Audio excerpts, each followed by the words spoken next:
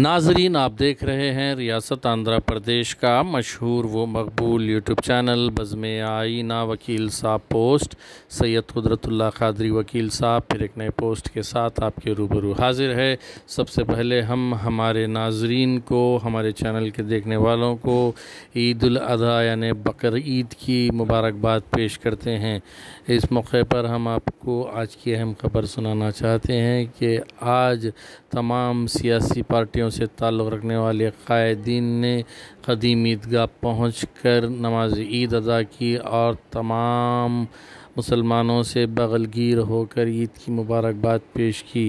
ईद की मुबारकबाद देने वालों में सबसे पहले रुकन असम्बली करनूल व वज़ीर बराए food processing commerce and industries TG Bharat हैं, जिन्होंने जो आज शहर में तो मौजूद नहीं हैं, लेकिन एक स्पेशल मैसेज के ज़रिए उन्होंने तमाम मुसलमानों को ईद की मुबारकबाद पेश की है। इसके बाद साबिक़ रुकन असम्बली करनूल हफीज़ ख़ान ने ईदगाह पहुंचकर लोगों से गले मिलते हुए ईद की मुबारकबाद पेश की। क़ाज़ी शहर से भी उन्होंने मुलाकात की और ईद की मुबारकबाद पेश की। इसके बाद YSRCP के इंचार्ज करनूल के AMD इम्तियाज़ साहब रिटायर्ड IAS ऑफ़िसर ने भी लोगों से मुलाकात की और उन्हें मुबारकबाद पेश की। इसी के साथ साथ साबिक़ रुकन असम्बली करनूल SV मोहन रेड्डी ने भी तमाम मुसलमानों को ईद उल अज़हा की मुबारकबाद पेश की और जनसेना से ताल्लुक़ रखने वाले अरशद ने भी ईद की मुबारकबाद पेश की। इस मौके पर सैकड़ों फ़र्ज़ंदान तौहीद ने नमाज ईद अदा की। नमाज ईद ईदगाह अहले हदीस, बड़ी ईदगाह और नई ईदगाह के अलावा मुख्तलिफ़ मसाजिद और ईदगाहों में अदा की गई। आप देखिए ये ख़ुसूसी रिपोर्ट। सैयद कुदरतुल्लाह क़ादरी वकील साहब को दीजिए इजाज़त।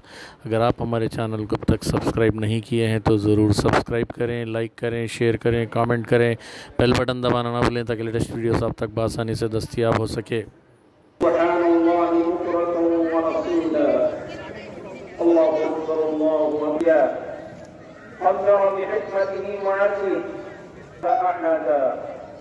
الله أكبر عز سلطان ربنا دينا بها من جميع الأهوال والآفات وتقضي لنا بها جميع الحاجات وترفعنا بها عندك أعلى الدرجات وتبلغنا بها أقصى الغايات وبعد الممات إنك على كل شيء قدير.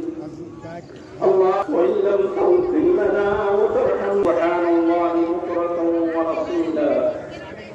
الله أكبر الله أكبر قدر بحكمته وعدله فأحدا. الله أكبر عز سلطان ربنا دينا بها من جميع الأهوال والآفات وتقضي لنا بها جميع الحاجات وترفعنا بها عندك أعلى الدرجات وتبلغنا بها أقصى الغايات وبعد الممات إنك على كل شيء قدير. الله وإن لم تغفر لنا وترحم سبحان الله بكرة وأصيلا. الله أكبر الله أكبر قدر بحكمته وعدله إنك على كل شيء سلطان ربنا دينا وإن تغفر لنا وترحمنا لنكونن وتقضي لنا بها جميع الحاجات وترفعنا بها عندك أعلى الدرجات وتبلغنا بها أقصى الغايات وبعد الممات إنك على كل شيء قدير. الله وإن لم تغفر لنا وترحم. యావత్తు ప్రపంచంలో ముస్లిం సోదరులు సోదరిమణులు నిన్న ఈరోజు ఈదుల్ అదా జరుపుకోవడం జరిగింది. మరి ప్రత్యేకంగా ఆంధ్రప్రదేశ్ రాష్ట్రంలో ముస్లిం సోదరులు సోదరిమణులు కూడా ప్రత్యేకంగా ఈరోజు ప్రార్థనలు చేశారు. ప్రపంచ శాంతి కోసము ప్రతి ఒక్కరూ బాగుండాలని చెప్పి కలిసి ప్రేమతో కలిసిమెలిసి అందరూ బాగుండాలని, మానవత్వంలో ఉండే ప్రతి మనిషికి కూడా మేలు జరగాలని చెప్పి ఆ అల్లాని దువా చేయడం జరిగింది.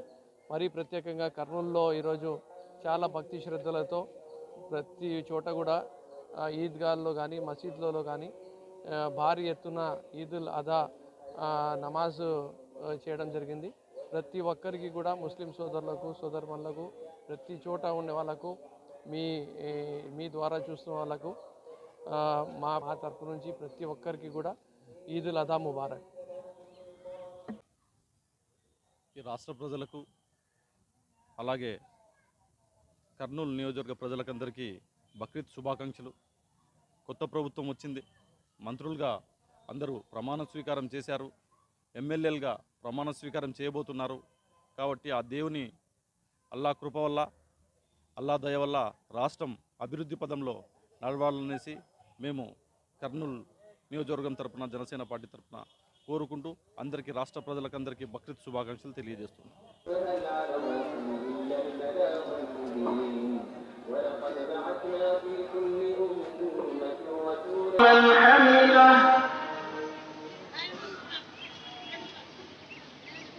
Allah